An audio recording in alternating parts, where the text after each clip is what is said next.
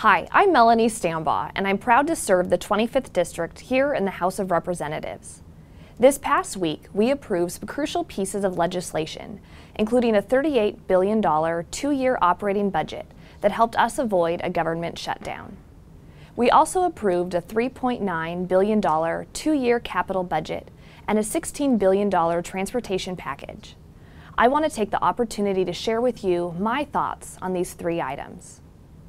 I was pleased to cast a yes vote on the 2015-17 operating budget. While it is not a perfect budget, it achieves the important goal of meeting the state's constitutional obligation outlined in McCleary to fund K-12 education. As the assistant ranking member of the House Education Committee, I am delighted that the budget makes historic investments in our K-12 education system by investing $1.3 billion in our schools. The budget also allocates funding to decrease class sizes in kindergarten through third grade. While I would eventually like to see this funding for class size reductions in every grade, I believe this is a good start. Additionally, I applaud the legislature for funding teacher cost of living adjustments. Our teachers work incredibly hard day in and day out with our young leaders, and they deserve this long-awaited raise. As a member of the House Higher Education Committee and as a former student at the University of Washington who experienced the largest tuition increases in our state's history, I was thrilled to vote for a budget that provides the first tuition cut for college students since the 1970s.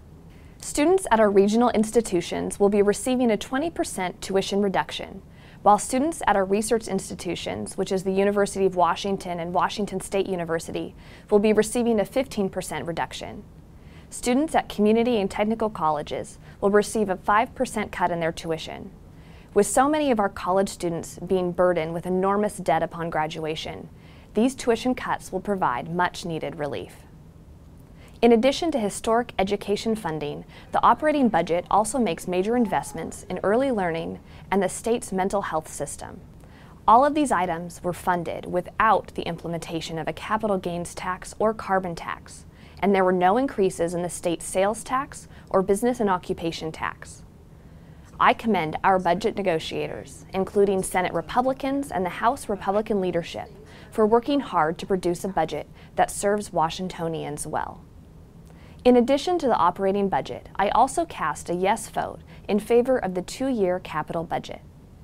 The capital budget, also known as the bricks and mortar budget for the state, is used to fund long-term construction needs with long-term bonds and dedicated cash accounts. The state constitution provides an 8.5% debt limit against the operating budget, which will be reduced in 2016 as a result of a voter-approved constitutional amendment. The 2015-17 capital budget includes $875 million in education funding to be used for class size reductions, including school surveys to determine future class size reductions. It also provides funding for the new Franklin Pierce Early Learning Center, Brookfield Gardens in Fife, Stan and Joan Cross Park, Washington State University Puyallup campus, Clarks Creek Hatchery, and other projects across Pierce County.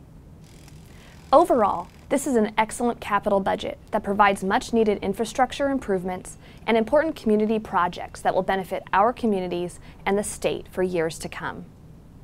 As you know, the completion of Highway 167 is one of my top legislative priorities. For decades, state transportation plans have failed to complete the highway, and as a result, we now have massive gridlock on our roads, bottlenecks at our ports, and delays for businesses and shippers. The transportation package I voted in support of allocates the necessary funds to finally complete Highway 167. This is a crucially important project, not only for the 25th District, but for the entire state. Its completion will lead to a number of economic benefits, including the creation of new jobs, improved freight mobility, and hundreds of millions of dollars saved in travel time. Earlier this session, I sponsored House Bill 1939, which prioritizes congestion relief and freight mobility in our transportation goals. The companion bill to House Bill 1939 in the Senate was one of the reforms adopted in the final transportation package. The bill will bring about much-needed reform to the Washington State Department of Transportation. With all of that said, the transportation package is not perfect.